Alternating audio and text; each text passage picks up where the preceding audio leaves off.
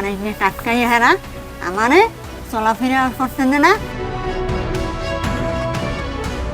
নিজেদের তৈরি বাড়ি থেকে বের হতে কিংবা প্রবেশ করতে এখন এই মই ভরসা। কোমর নিয়ে কষ্টে ভোগা এই বয়সে একাধিক মই বেয়ে এরপর যেতে হচ্ছে গন্তব্যে। বৃদ্ধ দম্পতির জন্য এ যেন জাহান্নামের পথ। আমার বাড়িটা নেওয়ার জন্য যে ফালাই থুইয়া যায়, এর জন্য আমার সরকারি রাস্তা গৃহবন্দী করে দিছে।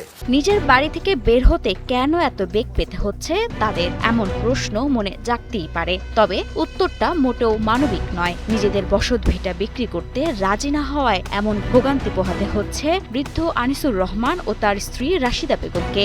আমার এখানে টাটকাই হারা আমারে চলাফেরা করতেন না। প্রতিদিন প্রয়োজনের সময় মই দিয়ে পাশের বাড়ির ছাদে ওঠেন তারা। এরপর সিঁড়ি দিয়ে নিচে নেমে বাইরে যেতে হয়। ঠিক একইভাবে আবার বাড়িতে প্রবেশ করতে হয় তাদের। আমি এই ধীরে ধীরে করে আমি কয়টা রুম উঠাইয়া ভাড়া দিতাম, এককাল টোটাল আমার ভাড়াই শেষ, আর চলাই আমার খুব কষ্ট। এই চিত্র সাভারের তেঁতুলঝোড়া ইউনিয়নের রাজফুলবাড়িয়ার নগরচর এলাকার। 1995 সালে 4.25% জমি কিনে বাড়ি করেন এই দম্পতি। তাদের অভিযোগ, 6 বছর আগে স্থানীয় ইব্রাহিম, আসলাম, ইসমতারা ও রমজান আলী নিজেদের জমির পরিসর বাড়ানোর জন্য প্রথমে আনিসুরের বাড়িটি কেনার চেষ্টা করেন। কিন্তু তারা বাড়ি বিক্রি করতে রাজি না হওয়ায় প্রথমে চাপ, পরে অস্ত্রের মিথ্যা মামলা দেয়া হয়। তাতেও কাজ না হওয়ায় বাড়ির প্রধান ফটকের সামনে সরকারি রাস্তায় বাড়ি নির্মাণ করে যাতায়াতের পথ বন্ধ করে দেয়া হয়। আমি তো ঠিক আছে, আমি মরে যাবো, তো আমি জায়গা ছাড়বো না। তারপরে আমার বিভিন্ন ধরনের অস্ত্র মামলা, বিভিন্ন ধরনের মামলা দিছে।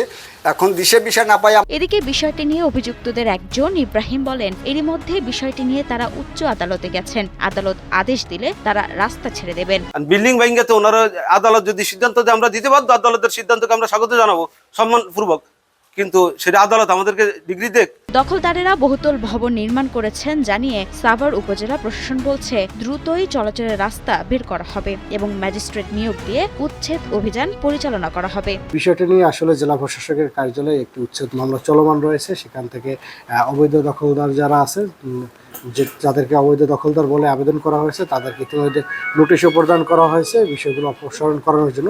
প্রশাসনের এমন আশ্বাসে দ্রুতই নিজেদের বাড়িতে স্বাভাবিকভাবে চলাচলের সুযোগ ফিরে পাওয়ার অপেক্ষায় রয়েছেন আনিসুর রহমান ও রাশিদা বেগম। তবে দীর্ঘদিনের এই ভোগান্তির অবসান কবে হবে, এখন সেটি দেখার বিষয়। মাহমুদা মুন্নি, ৭১।